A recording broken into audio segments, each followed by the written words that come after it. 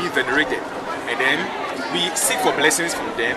We ask for multiplication in every aspect of our life, be it in terms of work, in terms of childbirth, in terms of our festivities, in terms of wealth, and every particular aspect. So this is one of the ceremonies that is being celebrated in the Greater Accra region, and that's that for the section of culture. It's been referred to as the Lalue Klegubi. Here in Pram, Lalue is one of their superior deities, and during this particular section, these deities are being venerated so that they can be able to do more of what they are already doing. So that's something brief about that. So the purpose and the reason why they are dressed. Okay, the main reason why they are dressed like that is, you see, we have different deities and different veneration, different deities and then different gods. Let me put it that way. Every particular god is unique in his or her own way.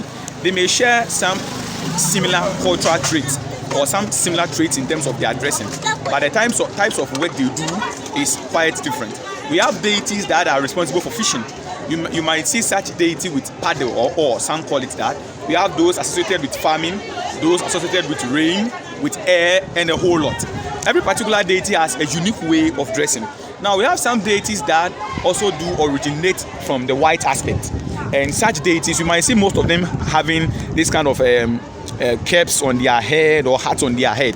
Those tells you the way they are. Now if you look carefully, you might see that there are some ladies at the back that are also bare-chested, and they've only covered up to their waist level. Seeing those people too, what it should tell you is that they are yet to be initiated priests or priestesses, and once they are initiated, they tend to cover up their chest, right? So I think that's something brief into that and why they are dressed that way. So how long would it take them before they will be initiated? Okay, so then this initiation, it depends. A deity may say, I want my new body to be initiated in 6 months. 6 months? Yes, some can say 1 year, some can say 2 years, some can say 3 years. Some too, depends on the person who is yet to be initiated. The person can say, oh, I want to learn more. I want to be able to have more experiences. For that reason, let me be available for 3 years. Let me be available for 2 years. Let me be available for 1 year. Some too, their pockets. Their pockets also tells a lot. I don't know if you're getting my aspect. So maybe you're ready to go will also determine whether you are ready to be initiated or you are yet to. Okay, so with those with the 3 years, 6 months, what's the difference between in terms of having much deeper spiritual protection and guidance? What's the difference between the 3 years, the 6 months, and 1 year? Okay, so the difference inside is just the period, and at the same time, whatever someone who is to be initiated in 6 months is about to learn is the same thing someone in 3 years also going to learn. Wow. Just that it's the deity that is going to tell. The deity will tell those that maybe come into consultation with the deity that this is my new body. I've been absent for long, and because of that, I don't want my newly initiated or my yet to be initiated person to be long. For that reason, the deity, I'm giving you just 6 months. Within 6 months, produce my initiate. So the deity is going to decide. If the deity decides and maybe they feel like, oh, due to some 1 or 2 reasons they want to extend it, they have to go back and consult the deity again. And I was supposed to go there with appeasement to tell the deity that you gave us 6 months.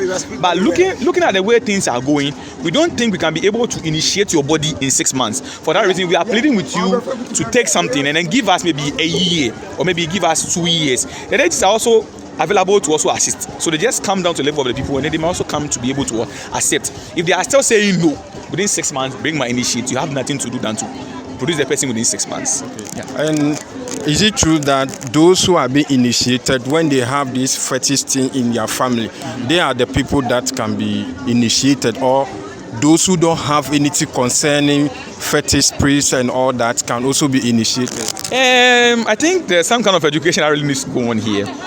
People do tag our system of worship as fetishism, of which is wrong. What we are doing here has nothing to do with fetishism. It's just the worship of nature on its own. And I think the best word that suits the whole worship is animism. Animism simply refers to the worship of things within nature. Over here, we have deities that dwells in trees. We have deities that dwells in water bodies. We have deities that are in the form of dogs, those that are in the form of cows and other things. And those ones are things that are within nature. Watching one of the relics that is being venerated during this particular festive is one of the major drums that is being used. And even in that particular drum, you understand that the wood itself, which is used to carve the drum, is something that comes from nature. The animal skin, which is used to cover the drum, comes from nature. So what makes it fetish? There's nothing fetish. It's just that it's a worship of nature that is actually goes on inside. And now coming to your question, any deity can choose to pick any particular person at all. Formerly in my town, a deity can leave my clan and choose someone from a different clan.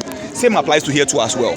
That the person has nothing to do with nothing, because many a times we humans without a lot, they can be like, oh, you know what is in the house. So if you come and tell us there is this thing over here, we might find it very difficult to believe. So during that particular period, that is that when the deities begin to move, they begin to pick strangers. And when the deity pick the stranger into the family house, the family has nothing to do than to accept and initiate the person. Now, when a deity picks a person, it's more like a deity is marrying the person. So what you actually see over the newly initiated you are seeing over there, they have not become wives or husbands to most of the deities that you are seeing as well. So it also counts. It can also be that maybe there's a deity in your house. The deity can choose to maybe choose you, fine. The deity can choose not to choose you, fine, and then vice versa. It can also be that maybe there's no deity in your house, but a deity can just move from somewhere into your house. And then recently in my town, we had one particular funeral, one Usabu priestess, she died. The deity belonged to a different family house, and then the deity chose her from into her family house. Now in her family house there is no deity. They only have a stool that they occupy, and that stool itself does not possess. But she was from a different family, of which the deity is not there. The deity came from a different family, chose her, took her to that particular family. She was initiated as a priestess of that particular family. So with our deities, they do things in mysterious ways. So that's a brief explanation. So my last question is the new or the. You say this is no worship of idol. Animism. Okay, animism or worship of nature. Exactly. So those who are dancing, the women with, if I may say, half naked with their, are they seeing like the way the labia, like if something is coming or something is about to happen to the town, the labia sees those things and prevent it. Do they also see something like that? Yes, the newly initiated also do see. Okay. Yes, it's just as similar as those that you are seeing bare-chested. Okay. The difference is that those that are bare-chested will see, but their mouths are not open for them to speak. It's only those that are initiated that can see and open their mouth to speak, just like the labia. Right, so that's one thing that actually goes on as a difference between them. They can see, they may descend, the deities may descend upon them. And at times, if maybe the deity chooses to maybe descend on the yet to be initiated or those that are half naked, they may descend and they may head over to the house of maybe any senior initiate whose mouth has been opened and can speak. And then once they get there, the deity that also belongs to the person might also descend on the person. That is when they may also go out to speak. If it occurs that maybe those that are half naked have to speak, they have to speak in signs. And if you are not careful enough to interpret their sign, you may not be able to understand. So they have to move to maybe someone who has been initiated, whose mouth has been opened and can speak. Once they get there, those people to their deities also do the same. And the message they are bringing will also be given out to them. My last question is, why is it that normally you see you guys in white, you don't wear different colors, let's say black or red? Why always white? Okay, white itself is a symbol of peace, it's a symbol of long life, a symbol of prosperity, and a whole lot. It's a symbol of peace, a symbol of anything positive is white. And we, in our natural state, we are people that are serving deities, and we also come into accordance with them in what they do. And as such, we can't stain ourselves with any other color except white. From where I'm coming from, we have the color red. That is the color of our quarter. That is what we wear. But here in my state, I wear my white and I just maybe add a touch of red just to indicate that despite the fact that I serve this particular deity, I'm also from this particular quarter that also wears what? Red. But aside that, the only color or the only colors we are entitled to wear are only white and blue, because white and blue share the same meaning and the same significance. So that's the only colors that we are allowed to wear. And it's because of the deities we serve, they are also pure. And for that reason, you can't serve something pure when you are impure, or you can't serve something that is in its pure state with your impurity. For that reason, you also have to be in the same accordance, in the same vibration with that deity. If the deity wears red, you wear your red. If the deity wears black, you wear your black. If you happen to move out of Greater Accra to the Volta regions, you might see a high priest or maybe some people that are similar to we as Wolome, some wear black, some wear blue, some wear red. It depends on the deity that they are having at hand.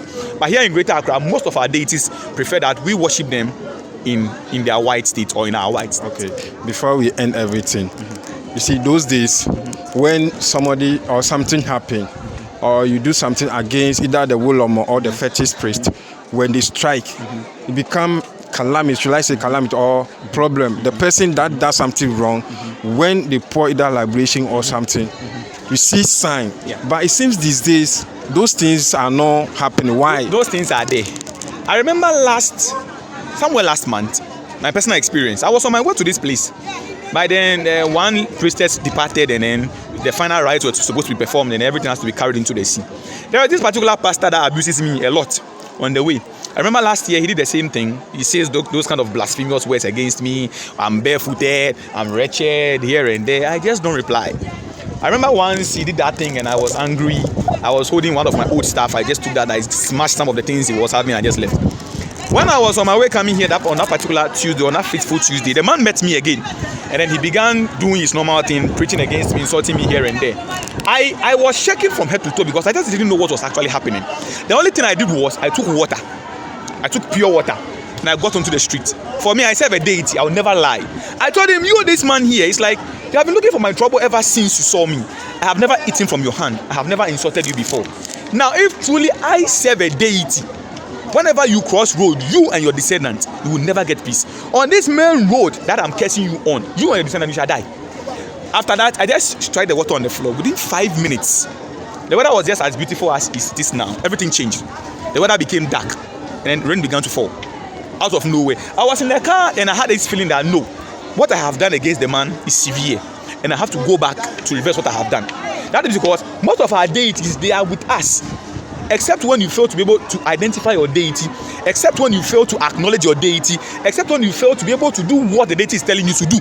That is when maybe when you try to invoke them, you may not see what they do. But if you are in the same accordance, same line, same vibration with them, when you tell them, I want this, they begin to work on your way, on your behalf. So they are there. They are there. Thank you very much. Thank you.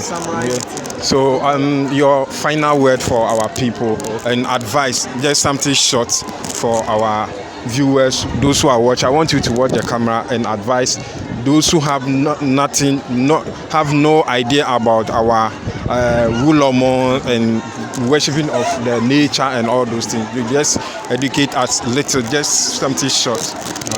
All right, so my last words to the entire public watching us at this moment is our worship is not fetishism, like I said. Our worship is based on nature. Our worship is best defined as animism, and we are the only people that work according to or in line with God Himself, because we see the doing of God in most of our various forms of worship.